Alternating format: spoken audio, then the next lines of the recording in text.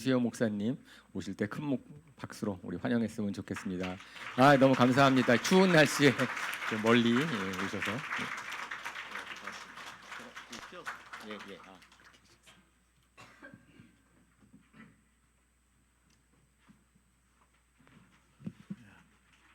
좀 넓으네요. 눈을 좀 이렇게 돌려가면서 이걸 뭐 도리도리라 그러던가. 하여간 여러분들 이런 새로운 장소에서 특별한 시간에 만나 뵈어서 너무나 큰 기쁨입니다. 조금 옆으로 갈게요. 오늘도 이 특별한 경험, 참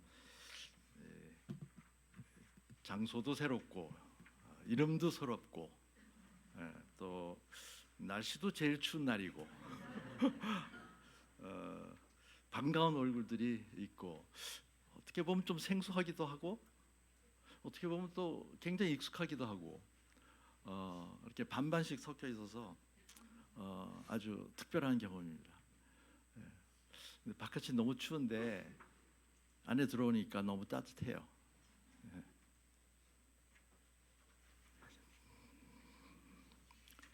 그래서 바깥은 춥지만 안은 따뜻하다.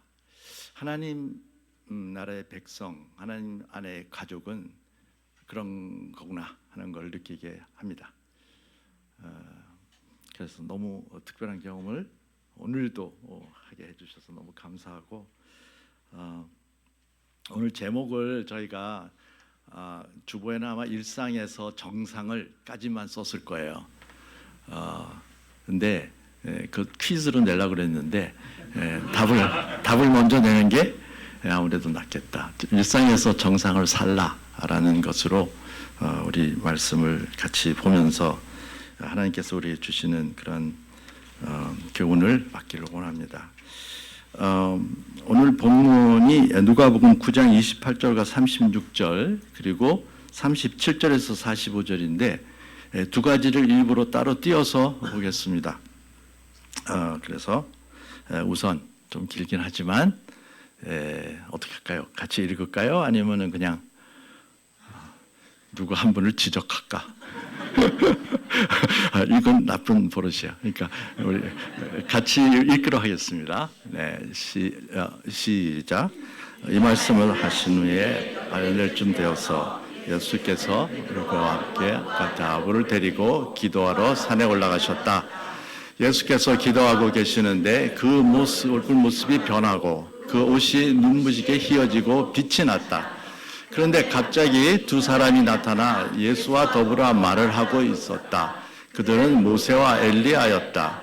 그들은 영광에 쌓여 나타나서 예수께서 예루살렘에서 이루실 일, 곧 그가 떠나가심에 대해서 말하고 있었다. 베드로가 일기행은 잠을 이기지 못해 졸다가 깨어나 예수의 영광을 보고 또 그와 함께 서 있는 그 두 사람을 보았다.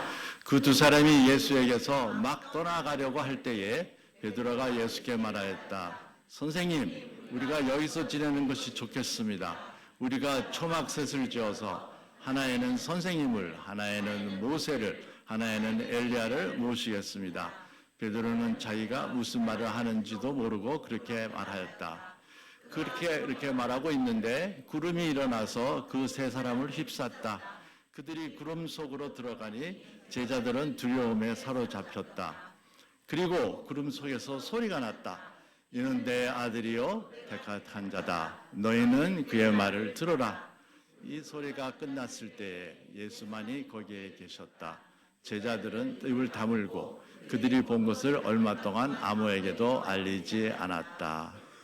첫 번째 에피소드고요. 두 번째 에피소드는 바로 37절에서부터 45절까지 다시 같이 읽겠습니다. 시작. 다음 날 그들이 산에서 내려오니 큰 무리가 예수를 맞이하였다. 그런데 무리 가운데서 한 사람이 소리를 크게 내서 말하였다. 선생님, 내 아들을 보아주십시오. 그 아이는 내 외아들입니다. 귀신이 그 아이를 사로잡으면 그 아이는 갑자기 소리를 지릅니다. 또 귀신은 아이에게 경련을 일으키고 입에 거품을 물게 합니다. 그리고 아이를 상하게 하면서 좀처럼 떠나지 않습니다. 그래서 선생님의 제자들에게 귀신을 내쫓아달라고 청하였으나 그들은 해내지를 못했습니다. 예수께서 대답하셨다. 아, 믿음이 없고 비뚤어진 세대여, 내가 언제까지 너희와 함께 있어야 하며 너희를 참아줘야 하겠느냐? 내 아들을 이리로 데려오너라. 아기가 예수께로 오는 도중에도 귀신이 그 아이를 거꾸로 들이고 경련을 일으키게 하셨다. 예수께서는 그 악한 귀신을 꾸짖으시고 아이를 낫게 하셔서 그 아버지에게 돌려주었다. 사람들은 모두 하나님의 위대한 능력을 보고 놀랐다. 사람들이 모두 예수께서 하신 모든 일을 보고 놀라서 감탄하고 있을 때에 예수께서 제자에게 말씀하셨다.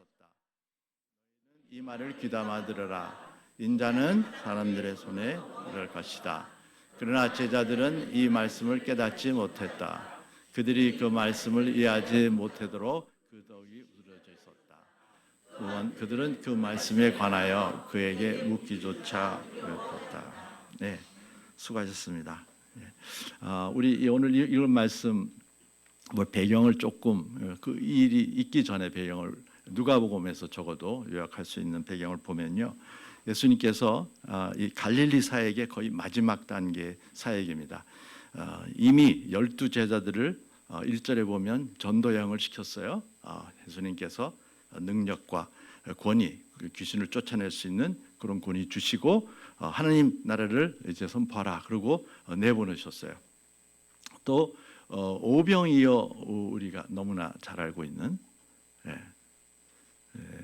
예수님께서 이루신 이적 중에 우리의 favorite 오병이어, 그것도 이제 일어났고, 그 다음에 베드로의 그 유명한 신앙 고백, 너희는 나를 누구라고 생각하느냐 그럴 때 이렇게 해서 주는 살아계신 하나님이시요 그리스도시요 살아계신 하나님의 아들입니다 그랬더니 칭찬받았던 거 기억나시죠? 그거 다 일어났어요. 다 일어나고 또 예수님께서 비로소 그 말을 듣고 그런데 내가 죽어야 되겠고 고난을 받아야 되겠고 3일 후에 그 부활해야 될 것이다, 일어나야 될 것이다 하는 말을 얘기를 해줬어요. 알아들었을까요? 못 알아들었을까요? 별로 못 알아들은 것 같아요.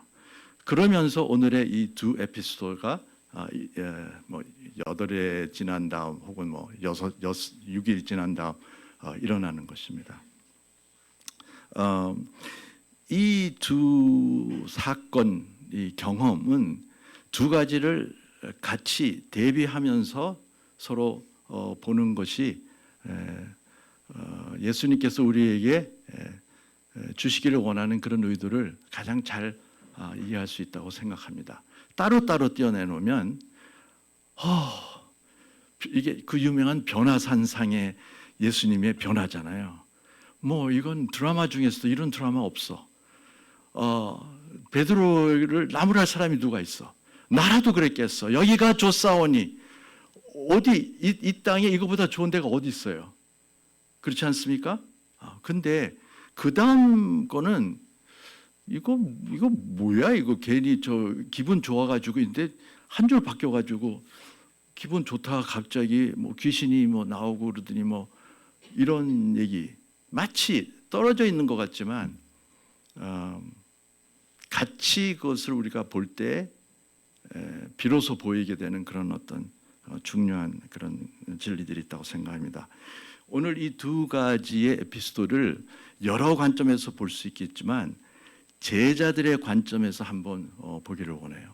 제자들, 그때 있었던 제자들, 세 제자, 산 위에 올라갔던 세 제자, 땅 위에 남아 있었던 12제자에서 빼기 3은 9제자, 이런 제자들, 그런 관점에서 한번 이렇게 쭉 한번 봅시다. 특징이 있는데요. 이 두 에피소드가 매우 대조적입니다. 그렇죠. 하나는 산 정상, 산 위, 그리고 하나는 골짜기, 산 밑에 골짜기. 우선 이 장소가 상당히 대조적인데 거기서 경험한 그 경험도 엄청나게 서로 대조적입니다. 산 위에서 제자들은 물론 세 제자밖에 안 됐지만 그리스도의 영광의 실체를 보았습니다. 그러니까 이 하나님의 실체를 본다는 건 이건 우리가 참 말을 하기가 참 힘들어서 여기 있는 걸 그대로 뭐 보면 뭐 빛이 나오고 뭐 이런 거밖에 없잖아요. 하얗게 됐다 이런 거요. 근데 이 빛은 창조된 빛의 어떤 반사 이런 것이 아니고 창조주이신 그 영광의 빛이 발사된 그런 겁니다. 그러니까 이 빛은 똑같은 빛이라고 우리가 표현하지만 꼭 강도가 다르다 이런 것보다 질이 종류가 다른 그런 빛이에요. 그죠? 그러니까 우리가 보지 못한 빛을 우리가 본다는 말이 좀 우습지만 보게 될 때 그 어떤 그 압도당하는 그런 것을 누가 봤어요? 세 제자들이 봤습니다. 게다가 예수님만 그렇게 변화하는 게 아니라 또 갑자기 뿅 하고 영광 중에 두 존재가 나타났는데 누구예요? 모세하고 엘리야야. 이 구약에 나오시는 분인데 이분들이 왜 여기서 어떻게 나타났는지 딱 알았어요. 아, 저분은 모세, 저분은 엘리야. 뭐 옷을 어떻게 입었을까? 근데 이분들도 뭐 굉장히 그 영광에 나타났으니까 뭐 그렇게 뭐 모세 이렇게 뭐 이렇게는 안 나타났을 것 같은데 알았다는 거죠. 그죠? 이건 아주 특별한 경험이죠. 그러고 있었는데 구름 속에서 또 하나님의 음성이 들려. 뭐 이 시청각 교육도 이런 시청각 교육이 어디 있어요? 그죠? 이거는 3D도 아니고 4D도 아니고 이거는 다른 디멘션에서 일어나고 있는 실체를 세제자들이 경험했다는 것입니다. 매우 특별하고 매우 예외적인 그런 경험입니다. 이런 비슷한 경험을 모세도 하였고 다니엘도 하였고 사도 바울도 하였고 우리가 성경에서 보면 이런 류의 특별한 경험 이것이 꼭 있었습니다. 굉장히 중요한 그런 역할을 하고 있죠. 제자들이 황홀했어요. 황홀했다. 정신이 뿅 갔다. 이거 비현실적인 상태죠. 현실적인 상태 아닙니다. 약을 먹거나 그럴 때 나올 수 있는 그런 아주 비현실적인 그런 상태. 네. 제자들이 머무르고 싶은 공간이었어요. 이 산 정상은. 떠나고 싶질 않아. 산에 내려오기가 싫어. 아마 산 내려가는 거 생각도 안 했을 거예요. 그러니까 여기서 뭐 초막셋을 짓다 그랬는데 무슨 말을 하는지 몰랐다고 써 있잖아요. 헛소리 한 거예요, 헛소리. 정신 나갔으니까. 산 정상이라는 것은 제자들이 특별하고 예외적인 영적 경험을 하는 그런 비현실적인 시공간이라고 볼 수 있습니다. 너무나 특별하죠. 너무나 좋은 것이긴 하지만 현실적이라고 볼 수는 없습니다. 그런데 골짜기를 한번 봅시다. 골짜기를 내려갔더니 9제자 12-3의 9제자들이 귀신 들림의 문제를 만나가지고 막 벌벌 기고 있어요. 네. 그렇죠. 이 9제자들이 귀신이 데리고 왔는데 예수님도 없었는데 9제자들이 귀신을 탁 명해가지고 탁 이렇게 치유했으면 뭐 좋을 것 같은데 여기는 전혀 다릅니다. 이 골짜기는 제자들이 일상으로 접하는 그런 현실인데 문제투성인 그런 곳이 골짜기예요. 산 정상하고는 비교가 되지 않습니다. 네. 여러분 귀신 들렸다는 말이 뭐 어떻게 뭐 요즘은 무슨 그런 영화도 나와가지고 뭐 그냥 귀신 들렸다는 말을 그냥 귀신이 들렸다 이런 걸로 듣지 마시고 뭐 굳이 표현하자면 요즘으로 치면 정신질환 환자가 집에 있다라고 한번 생각해 봅시다. 외아들이야. 근데 고칠 수 있어요? 없어요? 여간에서. 현대의학으로도 고칠 수 있어요? 없어요? 힘들어요. 왜? 자기를 통제할 수 있는 그런 영역에 벗어나서 여기 보면 불에도 던지고 물에도 던지고 자해합니다. 사람이 자기를 자해하고 싶은 사람이 어디 있겠어요? 근데 그렇게 하고 있는 자신을 볼 수밖에 없는 그렇게 잡혀있는 억압되고 그리고 그게 자랑스럽지도 못하고 괴롭고 슬프고, 하물며 그런 사람이 한 가족에 있다고 생각해 보세요. 아버지, 부모, 얘를 어떻게 하면 낫게 해주고 싶은데 무슨 방법이 없어. 그래서 이것도 해보고 저것도 해봐요. 그러면 여러분 정신없이 하면 꼭 무슨 일이 생겨요? 실수가 생기죠. 고치려고 하다가 더 망친 꼴이 얼마든지 일어납니다. 이 가정에 무슨 기쁨이 있었겠어요? 사람들이 여기서 주위에서 떠나갑니다. 저 집 가까이 할 필요, 외면당하고, 심지어는 격리당할 수 있고, 사회적으로 왕따당하고. 이것은, 귀신 들렸다는 이것은 그냥 총체적인 난관, 총체적인 난관, 신체적, 몸이 아프다, 정신적, 또 이런 심적, 영적, 사회적, 이런 모든 곳에서 다 총체적으로 이런 문제를 갖고 있는 그 현실을 나타내는 것뿐입니다. 그런데 게다가 예수님 제자들이 어디에서 고쳤대라는 소문을 듣고 갑자기 이 좌절돼 있던 이 심정에 아버지가 뭐가 생겼어요? 희망이 생겼어요. 지푸라기를 하나라도 잡아보겠다는 그 희망. 달려갔습니다. 슬라이딩 했겠죠? 뭔지 났겠죠? 제자들에게 얘기했습니다. 고쳐주십시오. 그런데 어떤 결과가 나왔죠? 뭐야 이거? 못 고쳤어. 여러분 이 기대를 가졌다가 그나마 완전히 기대가 무너졌을 때 갖는 그 좌절감. 그러면서 뭐가 생겼을까요? 뭐야 너희들? 고친다며? 소문이라도 안 났으면 그럼 그랬겠죠. 예전엔 고쳤는데요. 오늘 이상하게 좀 안 되네요. 내일 좀 다시 오실까요? 그랬을까요? 아니면 자신들도 이게 뭐지? 우리 전에 고쳤잖아. 12명 나와가지고 그래서 화이팅 하고 우리도 된다. 근데 왜 지금 안 되는 거야? 이게 문제가 뭐지? 자기네들도 당황하고 그 사람들에게 냉소와 수모를 당했습니다. 제자들이 세상 사람들에게, 주변 사람들에게 냉소와 수모를 당한 것이. 그게 어디냐? 그게 골짜기예요. 제자들의 일상에서. 제자들은 이 세상에서 냉소와 수모를 당하기가 어렵지 않습니다. 왜? 이 세상의 문제를 갖고 설사 제자들에게 왔어도 제자들이 풀 수가 없어요. 그러니 그들이 돌아가면서 무슨 말을 하겠습니까? 너희들도 별거 없네. 제자들의 골짜기라는 곳, 제자들의 평범한 일상, 그리고 세상에서 냉소적인 그런 영적 경험을 하는 아주 현실적인 시공간이 바로 이 골짜기입니다. 여러분, 산 정상에서는요, 왔다 갔다 합니다.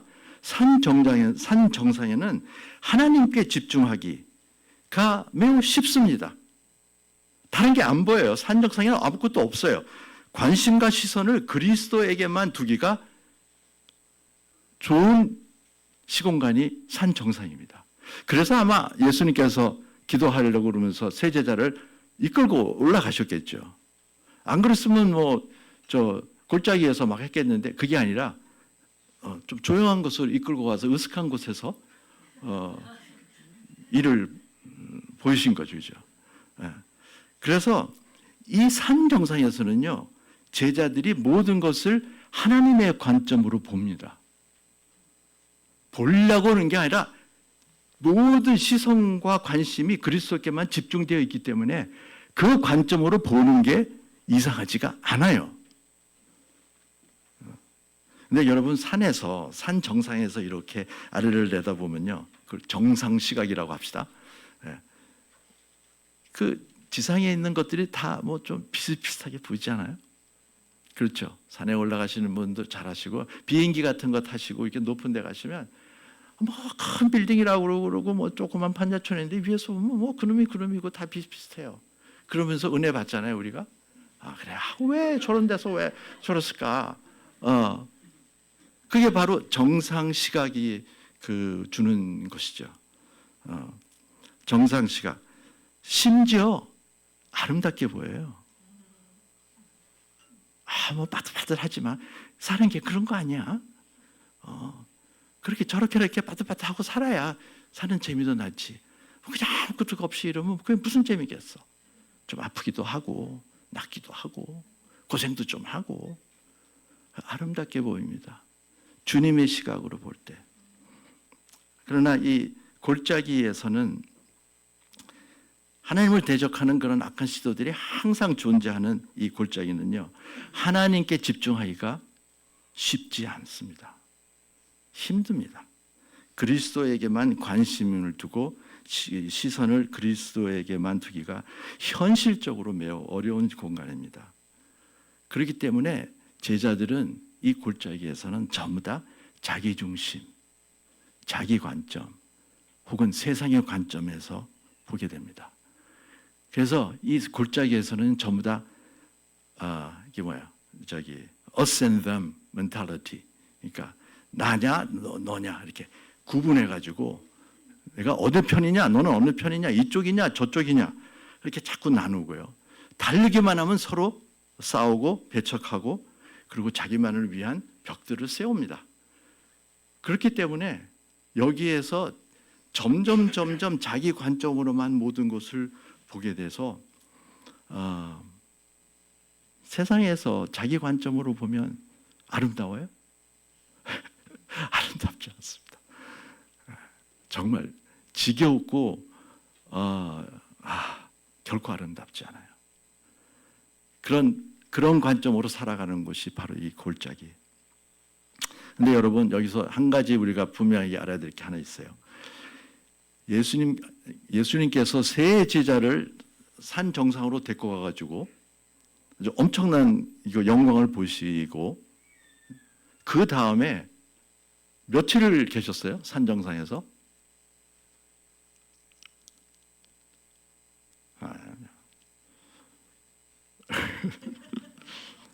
그 다음날이에요. 그 다음날 하루 있고요. 그 다음날 당장 제자들을 어디로 끌어내렸어요? 끌어내렸다는 표현보다 이끌었어요. 골짜기로. 제자들이 어땠을까요? 그 세자들이 막 이러고 하지 않았을까요? 막 그 롯의 아내처럼 롯인가 루시인가 롯이 이렇게 막 아쉬워서. 네, 하나님의 의도가 어디 있었을까요? 그리스도의 영광을 산정상에서 분명히 보이는 그런 특별한 경험을 하나님께서 허락하셨는데 제자들을 정상에 머무르게 하지 않고 바로 이끌고 골짜기로 내려오셨다? 그거 의도적으로 하신 것 같죠. 예수님이 이런 거 잘하시잖아요. 뭐 오병이어 그러고 이제 뭐 왕으로 만들고 그럴 때 막 풀아웃 해가지고 갑자기 저쪽으로 가가지고 막 배 타고 가면서 막 폭풍 치고 막 정신없 이런 거 잘하시거든요. 정신 바짝 차리게 하기 위해서 그 타이밍을 안 놓치시는 분이 예수님이시잖아요. 그렇죠? 이것도 그런 것 같아요. 그 말은 제자들이 머물고 싶은 곳에서 피하서 머물고 싶지 않은 곳으로 의도적으로 이끄셨다는 것은 하나님께서 제자들이 오래 머물기를 원하는 곳이 골짜기이지 정상이 아니라는 것을 우리가 볼 수 있습니다. 하나님께서는 그 제자들이 어디에 오래 있기에 최종지가 어디예요? 골짜기예요. 그러면 정상은 뭐야? 정상은 잠깐. 골짜기를 위한 어떤 필요, 하나님 입장에서 보면 그런 것임을 볼 수 있습니다. 하나님의 의도가 무엇일까요? 정상에서 경험한 그 경험은 결코 골짜기와 동떨어져 있는 그런 것과 동떨어져 있는 것이 아니라 굉장히 밀접하게 상관이 돼 있고 그리고 하나님께서는 그 정상에서의 특별한 경험의 적용이 어디에서 일어나기를 원하셨던 거예요. 바로 골짜기에서 일어나기를 원하셨음을 우리가 알 수 있습니다. 정상은 일상을 위한 것이다. 네, 감사합니다. 제가 써놓고도 제가 은혜 받았어요. 뭐 이렇게 간단하게 요약할 수 있는 게 참 능력인데 맨날 나오는 게 아닙니다. 네. 제자들은 정상에서 그리스도의 영광을 보았지만 하나님께서는 골짜기 일상에서 제자들이 하나님의 영광을 살라라고 얘기하는 것이죠. 본 것에 네가 봤으니까 이제는 그 영광을 위해서 그리고 영광을 드러내면서 살라라. 그런데 거기가 어디냐? 바로 골짜기 일상이다 이거죠. 네. 자, 그게 아주 전체적으로 우리가 대조하면서 결국 우리의 관점은 어디에 집중이 돼야 될까? 결국은 골짜기로구나. 골짜기. 다음 문제를 푸시오는 골짜기예요. 네. 정상 다음 문제 없어요. 거의 그냥 정답 거의 다 나와 있어요. 그렇지만 이 정상의 이 경험이 이 골짜기에서 일상에서 제자들이 온전히 살기 위해서 얼만큼 중요한 것인가 하는 것은 우리가 깊이 볼 필요가 있습니다. 바로 그래 최종지가 저 골짜기니까 그냥 정상 제끼고 그냥 무조건 골짜기로 고! 이게 아니고요. 정상을 모르면 일상은 망치게 돼 있어요. 공감하십니까? 네. 여러분 이 자리에 앉아 계신 분 중에 하나님의 특별한 은혜를 받고 그래도 신앙생활 하기 힘들다고 얘기하시지 은혜를 한 번도 받으신 적이 없으신 분이 그냥 신앙생활 하기 어려워 이렇게 얘기하시는 분 없어요. 그죠? 신앙생활을 한다는 그 자체는 은혜를 받았다는 뭔가 있는 거예요. 그죠? 아닙니까? 네, 그게 좀 부족해서 그렇지 이 정상에서 그래서 정상의 경험을 오늘 조금 더 자세하게 보려고 합니다. 정상에서 무슨 일이 일어났는가? 정상에서 어떤 일이 일어나야만 하는가? 하나님 입장에서는 여기에는 정상에서는 두 가지가 일어나요. 하나님께서 계시하시고요. 그 다음에 제자들이 성찰함으로 해서 변화가 일어나는 것. 그 두 가지입니다. 첫 번째는 하나님께서 우선 이 제자들에게 그때 특별히 보여주고 싶은 나타내기를 원하는 어떤 영적 진리가 있습니다. 너희들이 이거 알아야 돼. 괄호 열고. 굉장히 중요한 거야. 왜? 이걸 알아야 골짜기에서 너희들이 살아갈 수 있어. 이거. 근데 두 번째는 제자들이 하나님께서 계시하실 때 그것을 알아야 돼요. 깨달아야 되지 않겠어요? 근데 그게 자동이 아니라는 거죠. 못 깨달을 수도 있다. 경험은 했는데 못 깨달을 수 있다. 그렇기 때문에 산상이 중요한 것입니다. 자, 한번 보십시다. 여러분, 제자들한테 이 성찰이라는 것, 좀 성찰이라는 말을 제가 쓸 때도 좀 이렇게 너무 유식한 말 아닌가 그렇게 생각해서 그런데 뭐 괜찮죠? 예? 성찰. 예, 예. 제가 봐도 이 단어처럼 이렇게 함축적인 말이 없는 것 같아요. 뭐 굳이 영어로 하면 reflection하고 뭐 이런 건데 그래도 성찰 이렇게 훨씬 더 좀 있어 보이는 말 같아요. 예. 이 성찰, 제자들의 성찰은 계시를 나의 것으로 만드는 제자의 것으로 만드는 중요한 과정인데 투 스텝입니다. 두 단계가 있습니다. 이거를 기억하시 좋으라고 오늘 히브리 말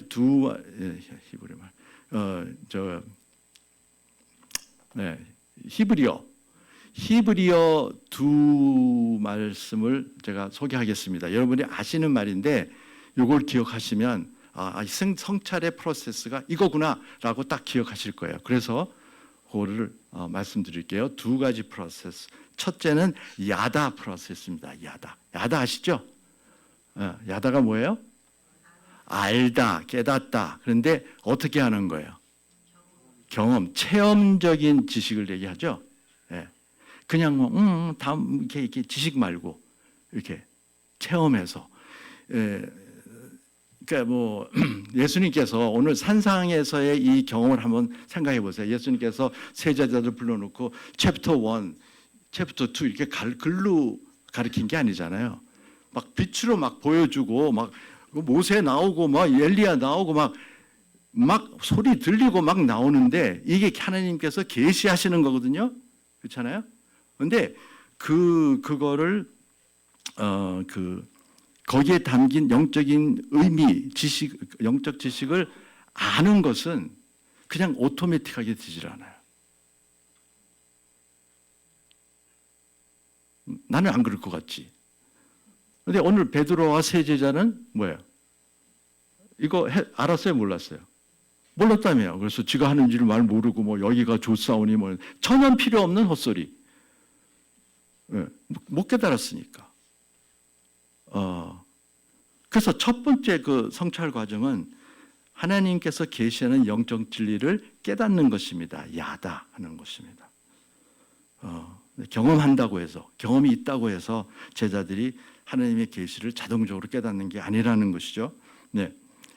이 깨달음은요, 아까도 얘기한 그 관심, 우리의 제자들의 관심과 시선이 그리스도께, 하나님께만 집중되어 있을 때 일어납니다.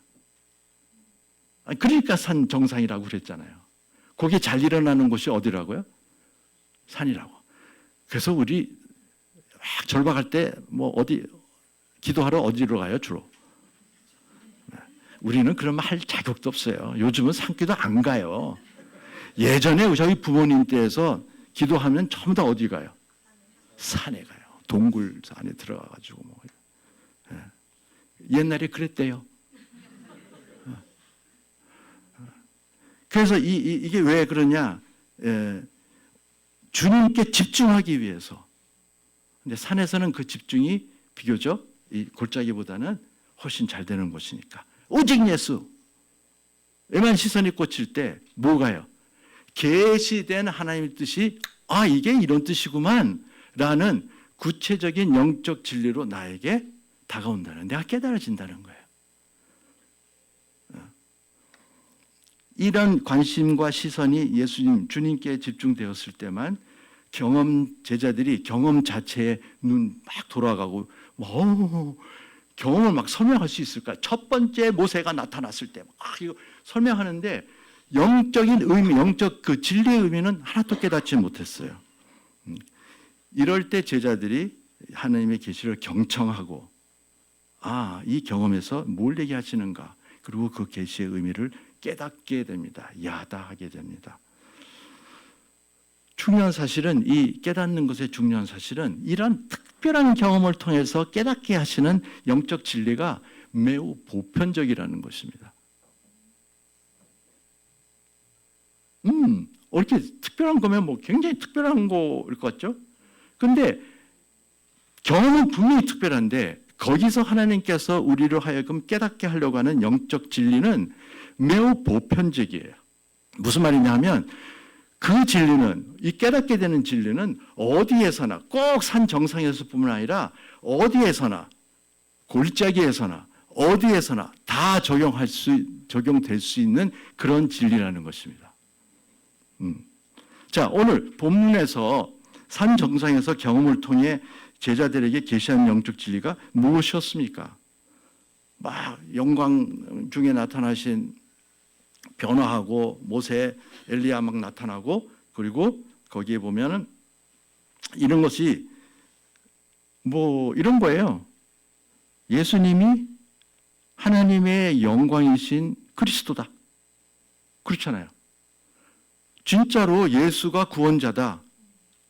이에요. 거기서 본 게. 저분이 우리랑 맨날 이렇게 평소에 이렇게 다녔는데 가끔가다 기적 이루고 그래서 그때 내가 베드로를 이렇게 합니다. 그때 내가 신앙 고백했을 때 칭찬도 받았지. 그렇지만 오늘 보니까 진짜야, 진짜. 예수님이 그리스도시다 라는 것이 하나님께서 이 세자들에게 확실하게 깨닫기를 원하는 영적 진리였어요. 매우 보편적이죠. 예수님이 구원자라는 것은 꼭 산 정상에서만 우리가 알게 되고 아니면 인식하는 건 아니죠.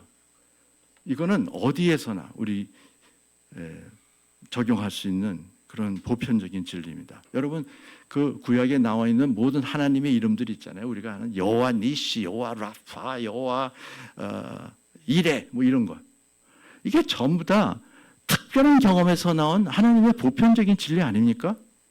전쟁은 하나님께 속한 것이니 뭐 그거 뭐 전쟁할 때만 쓰는 거야? 보편적인 진리예요. 우리에게 특별한 진리가 필요한 것이라 예수님께서는 너희에게 필요한 것은 매우 보편적인 진리인데 문제는 이 보편적인 진리가 너의 것에 확실히 되지 않는 상태.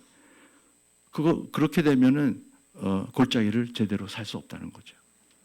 제가 너무 이쪽만 보이나? 도리도리. 두 번째 하나님께서 예수님께서 계시하신 또 다른 영적 진리가 그 안에 있었어요. 그게 뭐냐 하면 여기 보니까 떠나심이라고 돼 있죠. 예수님의 임박한 그 떠나심. 영어로 뭔지 아세요? 떠나심. 엑소더스예요. 엑소더스. 출애굽이 엑소더스죠. 예수님의 출애굽을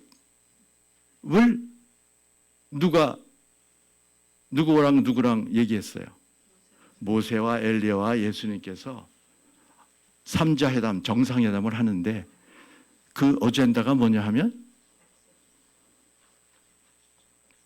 departure, 엑소더스예요. 엑소더스가 뭡니까? 인류를 구원하기 위해 하나님 나라를 성취하는 그것이 드디어 성취돼야 하는 그런 시점에 왔다는 것이죠. 그 영적 진리예요. 그때 십자가의 죽음을 이제 받으셔야 된다. 여러분 십자가 예수님의 십자가 죽음은 뭐 산 정상에서만 꼭 적용되는 것입니까? 오늘 우리의 삶 가운데 예수님의 죽음은 보편적인 것으로 적용이 되는 거잖아요. 그런데 그것을 깨닫게 하시려고 예수님께서 보여준데 제자들이 어떻게 됐어요? 다 놓쳤어. 이럴 땐 좀 위로가 되나 어떻게 되나 뭐. 성찰 과정의 두 번째 과정은요. 깨달음, 야다 다음에 두 번째 과정은 이 야다 한 것에 대한 제자들의 반응입니다. 그래서 히네니라는 단어를 여러분 한번 기억해 보시기 바랍니다. 히네니. 이게 내가 여기 있사오니 그거예요. 히네니. 제가 여기 있습니다. 뭐 또 다른 표현으로는 뭐 주님 말씀만 하시옵소서. 내가 종이 듣겠나이다 이럴 때 히네니. 히네니는 지금 깨달아진 그 진리, 영적 진리에 대해서 내가 어떻게 하겠다는 그 반응이에요. 히네니가 뭡니까? 그 진리가 나의 것이 되게 하시옵소서. 그 진리로 내가 움직이게 하게 하시옵소서. 제가 그렇게 반응합니다. 이거요, 히네니. 이 히네니가 그 깨달은 진리에 대한 반응이 되면, 그런 태도가 있으면 어떤 일이 일어나느냐?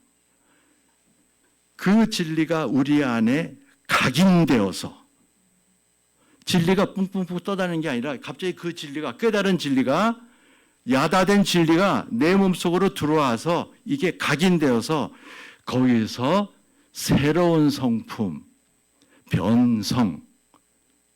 변화된 성품, metamorphosed character, 예전과 다른 나, 예전과 다른 존재. 나는 난데 성품이 바뀌었어요. 어떤 성품으로 바뀌었어요? 골짜기 내려가도 괜찮은 성품으로 바뀌었어요. 성찰 과정의 최종 결과는 변성입니다. 달라진 나, 우리 아이가 달라졌어요. 뭐 이런 거. 제자들이 달라졌어요. 이거요. 네. 여러분, 이 성찰이 얼마나 중요하냐? 성찰의 부재, 얘의 값이 큽니다. 성찰하지 않으면. 경험이 있는데 성찰이 없어서 그냥 날려버리는, 그런데 그 값이 크단 말이죠. 경험이 있는데 성찰이 없으면 어떤 결과가 일어나나. 감정을 넣으면 그렇죠. 이게 왜냐하면 너무나 결정적인 순간을 놓쳐버린 그런 꼴이 되니까. 요즘은 안 그렇지만 이럴 때 꼭 쓰던 말이 예전에는 한국 축구의 병폐라 그랬어요. 문전 앞에서 그냥 못하는 바로 그. 예. 지금은 뭐 손흥민 때문에 그러지 않은 것 같아요. 예. 얼만큼 이게 그 중요하고 그 대가가 큰가 하는 것은 제자들, 그 세 제자들을 봅시다. 세 제자들이 예수님의 이 의도를 놓쳐버렸죠. 그 경험을 분명히 보고 막 시청각적으로 됐는데 영적 진리 야다도 못했고 변성, 희내니가 없어가지고 변성도 없어요. 달라진 게 없이 이들은 헛소리하고 그 다음에는 내려왔습니다. 그죠? 달라지지 않고 변하지 않고 산에서 내려온 세 제자들이 그들 앞에 놓여진 거는 뭐였죠? 골짜기의 현실이에요. 귀신 들린 사람이 왔는데 제자들이 벌벌 기고 있고 9제자들이 가고 당연한 귀신 들린 사람이 문제 앞에서 속수무책인 제자들 보고 무리들로부터 냉소와 수문을 당하고 있는 그 현실, 일상의 현실을 이 세 제자들도 그대로 보게 되었습니다. 문제는 뭐예요? 하루 전에 정상에서 이런 특별한 경험을 하고 이 세자들은 특별한 경험을 했는데 내려와서 다른 제자들하고 똑같이 아무것도 못했어요. 사람들의 냉소와 수모를 당했습니다. 정상 경험이 있어도 성찰이 없으면 일상에서 휘둘립니다. 제대로 못 살아요, 제자로. 이게 성찰이 부재한 것의 값입니다. 그 정도가 아니라 예수님께서 책망하셨어요. 이 상황을 예수님께서 책망하십니다. 41절에 보면 믿음이 없고 패역한 세대여 내가 얼마나 너희와 함께 있으면 너에게 참으리요.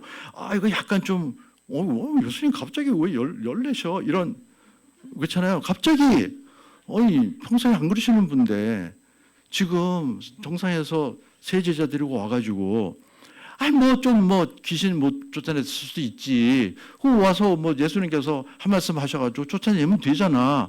근데 왜 혹시 짜증을 내시고 야단이야?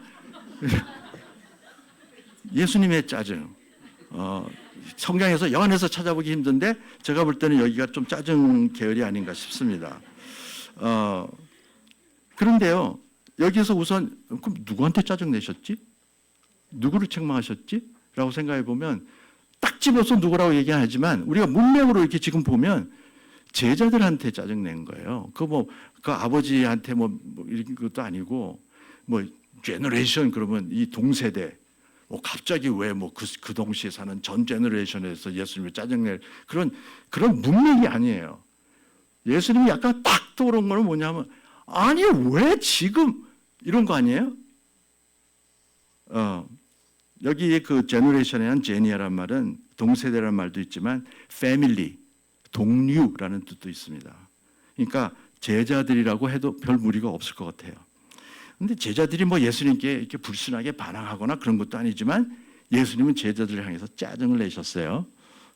그 이유가 뭘까요? 예수님 입장에서 보면 이거예요. 야, 누가복음 9장 1절에서 내가 그랬잖아. 너희들 다 귀신 쫓아내는 능력과 권위 주고 너희들 가서 잘했잖아. 그런데 왜 지금 그걸 사용 안 하고 있어? 이런 이유. 줬음에도 불구하고 사용하지 못하고 있는 제자들을 보면서 짜증났는데 저는 그거보다 더 구체적으로 짜증난 이유가 있다고 생각해요. 왜냐하면 예수님께서 이렇게 혹시 마음에 생각하지 않았을까 싶어요.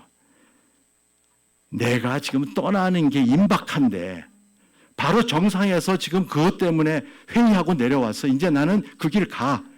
그런데 이제 너희들이 나 없어도 이 땅에서 사명을 제대로 감당하고 홀로 서서 나를 대표해서 살아야 할 너희들 괄호 열고, 특별히 산 위에서 올라 있었던 세 사람 걸어 닫고,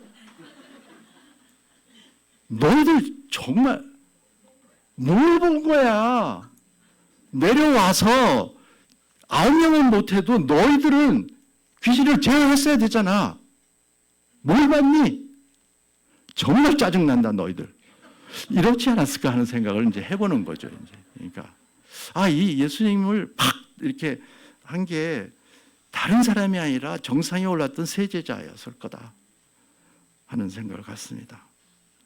여러분, 만일 이 제자들이 정상에서 성찰이라는 것을 통해서 이 경험을 했을 때, 성찰을 통해서 계시된 영적인 진리, 즉 뭐죠? 예수님이 그리스도시고 예수님의 십자가 죽음이 이제 다가온다, X를 깨닫고, 그리고 그것이 각인되어서 희난이를 통해서 변성, 새로운 변화된 성품의 존재로 바뀌어져 있었다면, 그들은 골짜기에서 내려와서 귀신을 예수의 이름으로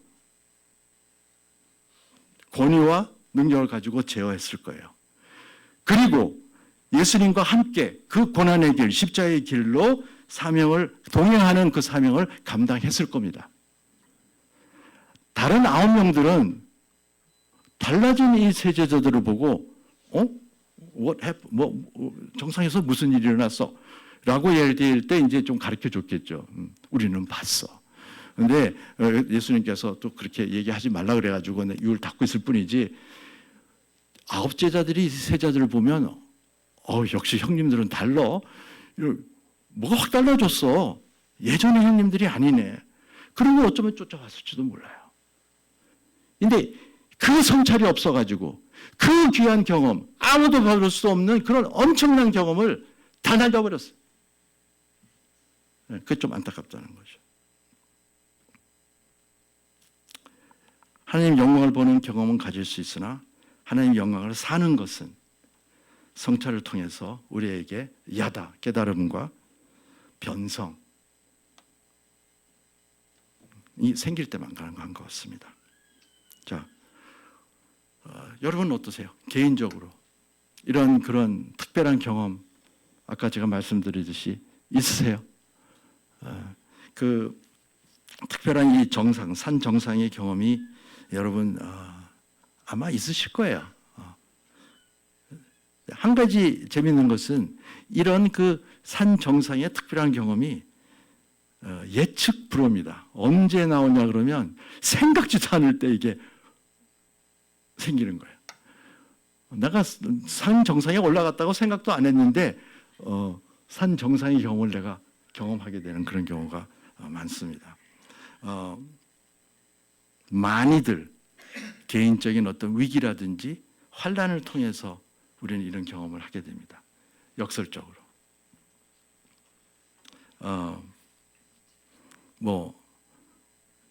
질병에 걸려서, 암에 걸려서 치명적이라면서 아무것도 할 수 없는데 그리스도에게만 집중.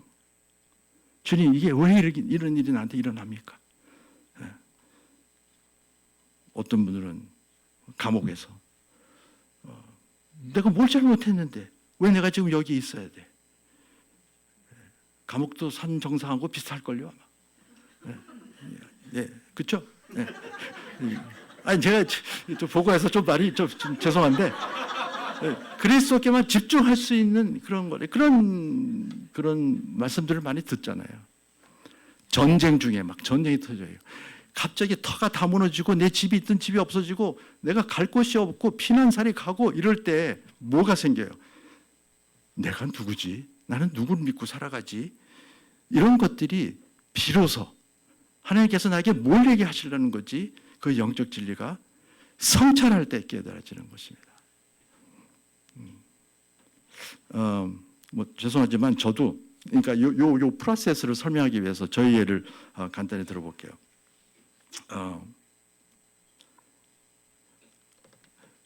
20년 전에요. 제가 20년 전에 2003년이죠. 활발한 목회를 하고 있었습니다. 미국에서. 근데 갑자기 뇌염 걸렸잖아요. 뇌염. 여러분 뇌염 뭔지 아세요? 바이러스가 머리에 들어가가지고 간질을 하면서 콱 쓰러지는 거예요. 네. 아주 간단해요. 근데 그 바이러스가 수도 바이러스라서 여러분들 다 있는 그런 아주 일반적인 그런 것입니다. 3일 동안 의식불명이 됐습니다. 언제 깨어날지 모른다 그랬어요. 기적적으로 3일 있다가 깨어났어요. 부활인가? 3일. 평소에 신앙생활 잘하는 게 중요하다. 의식이 깨어날 때도 기왕이면 석 달이 아니라 3일에 깨어나면 좋은 거죠. 네. 그런데 8개월이라는 긴 시간을 회복 기간이 있었습니다. 제가 반을 쓰지를 못하고 먹지도 못하고 눈 감지도 못하고 맨 처음에 올 때는 램지 헌트로 왔어요. 저 저스틴 비버가 램지 헌트 걸리더니 사람들이 다 램지 헌트를 알더라고. 그때는 몰랐어요. 제가 걸렸을 때는 사람들이 이게 무슨 병인지도 몰랐는데 하여간 그렇게 해서 8개월이 지나고 그 기간 동안 나한테 이런 일이 왜 일어나는 건가? 이것을 비로소 성찰하게 되시게 했습니다. 그리스도께만 집중해서 성찰했습니다. 쉬운 프로세스는 아니었어요. 그렇지만 야다.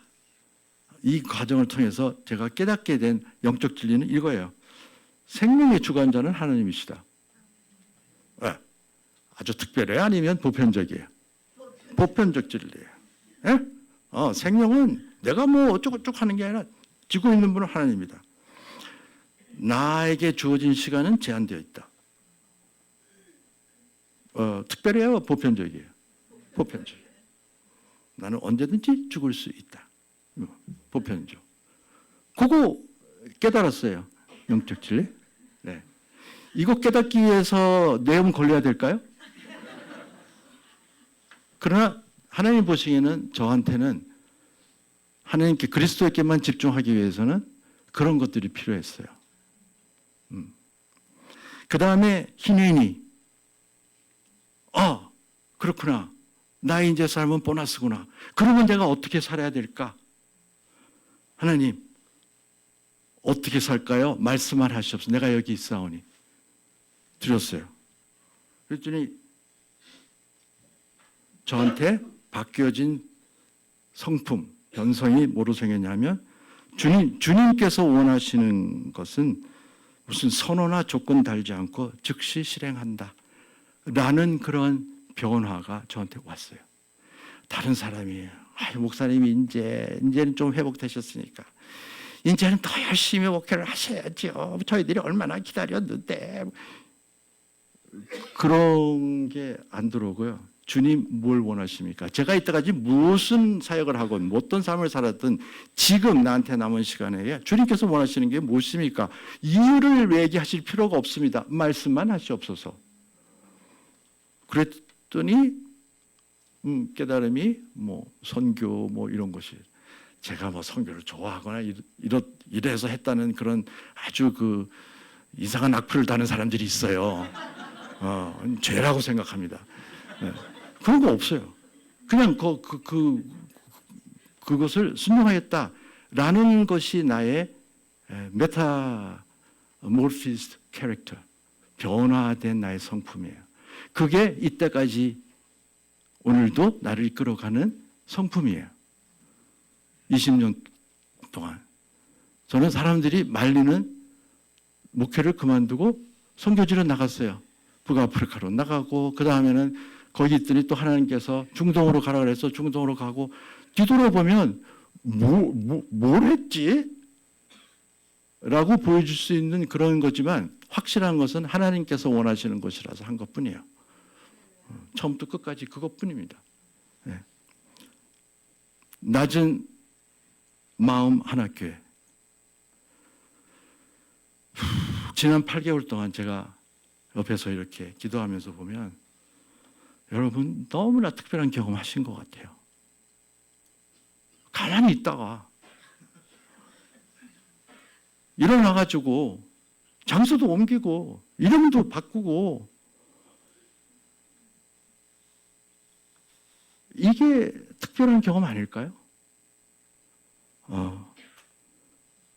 많은 외적인 변화가 있는 것 같습니다. 그 사이에 코비드 있었죠. 교회 이전이 있었죠. 연합이라는 것이 있었죠. 그리고 많은 외적인 변화 있어요. 건물이라든지 이름이라든지 지도자라든지 지역이라든지 이런 경험은 여러분 아무 때나 주어지는 거 아닙니다. 특별한 때 주어지는 특별한 경험입니다. 하나님의 은총으로 주어지는 정상의 경험입니다. 특히 예배, 교회 정체성, 건물, 돈, 사람, 지역, 지도자, 기술, 미래 이런 것에 대해서 성찰할 수 있는 매우 특별한 기회였을 거라고 저는 생각이 듭니다. 여러분 우리 코로나 한번 봐요. 코로나 전 세계에서 다 코로나인데 교회가 제일 먼저 큰 충격받았죠. 왜? 예배를 어떻게 드리는 거야 이거였어요 모두가. 그런데 답이 나왔죠. 무슨 예? 비대면 그 예배가 나왔어. 그랬더니 사람들이 이제 비대면 됐구나. 그리고 다 끝나고 코로나 다 끝났더니 이제 또 대면으로 와서 아무 일도 없은 것 같아요. 성찰한 것 같지 않습니다. 일반적으로 보면.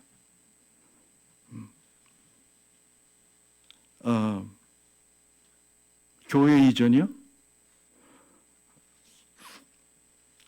성찰의 기회가 교회 이전이라는 것에 얼마나 있었을까?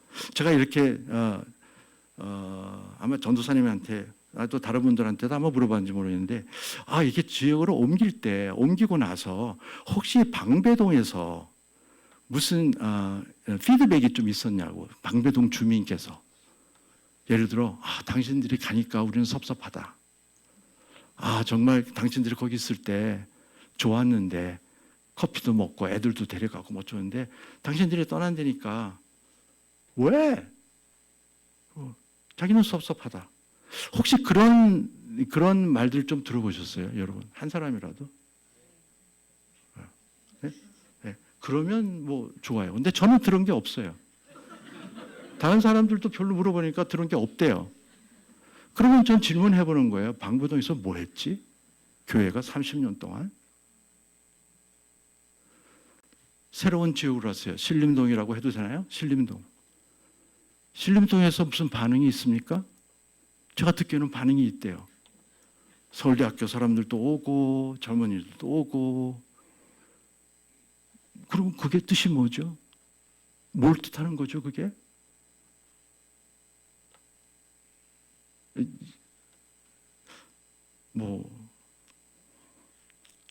이전한다, 옮긴다 그러면 꼭 교회에 돈하고 사람하고 뭐 이런 거 얽히잖아요. 그러면 교회 안에서 돈은 뭐고 교회 안에서 사람은 뭐고? 뭐예요 그게? 그냥 돈 문제 해결되고 사람 문제 해결되면 그거 다 지난 건가요?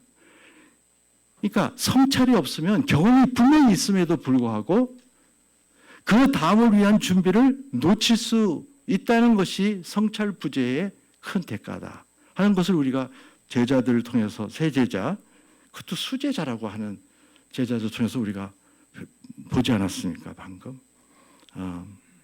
이 지역을 위해서 그럼 뭘 해야 되나? 그럼 이 지역에 있는 사람들은 누구지? 만약에 우리 교회가 그런 사람들로 꽉 차면 나는 어디 가야 되나? 나는 옛날이 좋은데. 이런 것들은 여기가 좋사오니 뭐 이 정도의 성찰이 아닌 그런 것에 속할 수 있을 것 같습니다. 여러분, 뭐 연합이라는 말이 얼마나 무거운 말인지 아세요? 연합이 뭐예요? 연합과 타협의 차이가 뭐죠? 파트너십과 파트너링의 차이가 여러분 아세요? 결과지향적인 것과 과정지향적인 그 동역이라는 것이 뭔지 여러분 아세요? 남녀가 결혼해서 서로 연합해서 사는데도 찢고 볶고 하는데 알지도 못하는 사람들끼리 그리스도의 사랑으로 연합하는 게 그냥 갑시다 라고 되겠어요? 그런 어떤 성찰, 기회는 우리에게 지금 무궁무진하게 지금 있는 것 같습니다. 저는 이것까지 생각해 봤습니다. 미래의 기술, 챗 GPT로 설교 앞으로 들으면 우리 목사님 설교보다 나을까 못할까? 아니, 그래서 얼굴이 그래도 얼굴을 내가 제일 존경하는 목사님으로 딥페이크 해가지고 챗 GPT 보고 설교하면 제 설교보다는 분명히 나을 거예요. 아니에요. 제가 챗 GPT라는 걸 모르셨죠. 여러분, 만약에 젊은 사람들이 당신보다 솔직히 챗 GPT가 나은 것 같아. 그럴 때 어떻게 하시겠어요? 실제로 교육이라든지 지도자 훈련이라든지 이럴 때는 분명히 그런 것이 탁월하게 사용될 것입니다. 그러면 교육이나 이럴 때는 사용하고 설교 때는 사용 못하고 근거가 뭐예요? 성찰을 안 하면 그때 가지고 우리는 챗PT 꼴도 보기 싫어 그러면 나가 꼴이 보기 좋은 사람이 챗PT가 나면 어떡하시겠어요? 그런데 코비드보다 10배 강한 전염병이 와가지고 어차피 모이지도 못해. 그러면 내가 누구의 설교를 듣고 뭘 하는지 누가 알아요? 거기에 우리가 준비되어 있습니까? 우리 많이 얘기하지만 지도자 스타일, 미래를 향한 지도자 스타일은 어떤 것이 될까요? 우리가 알고 있는 지도자들은 있어요.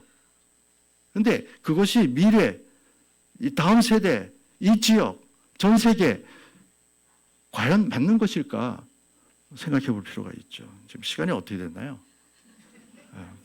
마치겠습니다. 여러분 확실한 건요. 환경은 또 변하고 반드시 새로운 형태로 다가옵니다.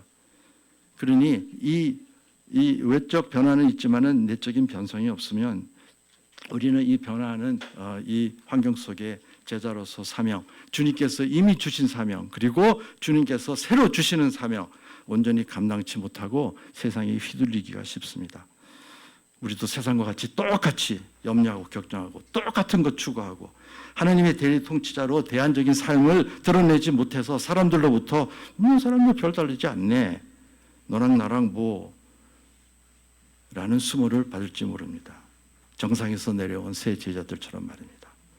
그래서 여러분 꼭 한번 성찰하고 변화된 성품 확인하시고 이 기회를 흘려보내지 않기를 저는 부탁드립니다.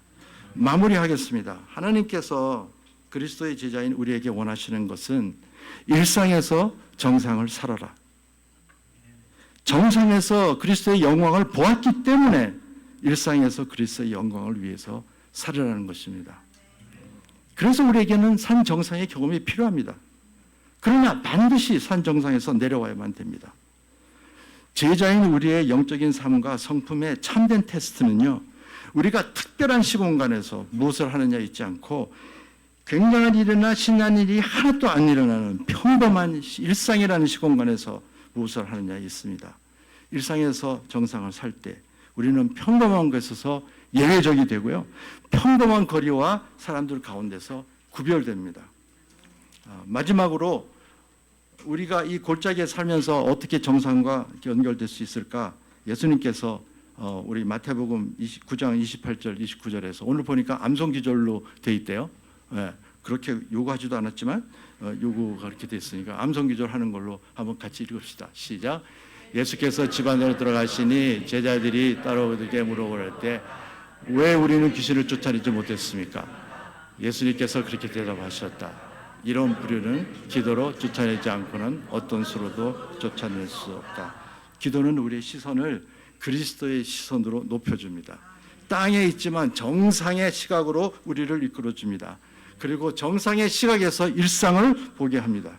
기도는 우리의 관심과 시선을 그리스도에게만, 오직 예수에게만 집중케 하고 우리의 뜻과 하나님의 뜻을 일치시켜 줍니다. 오직 예수 안에서 우리는 일상에서 정상을 살 수 있습니다. 낮은 마음 하나 공동체의 일상이 외적으로 많이 바뀌었습니다. 그러나 동일하신 예수 그리스도는 여전히 이 공동체 안에 살아계십니다. 오직 예수 안에서 일상에서 정상을 사는 낮은 마음 하나 공동체 되기를 축원합니다. 아멘.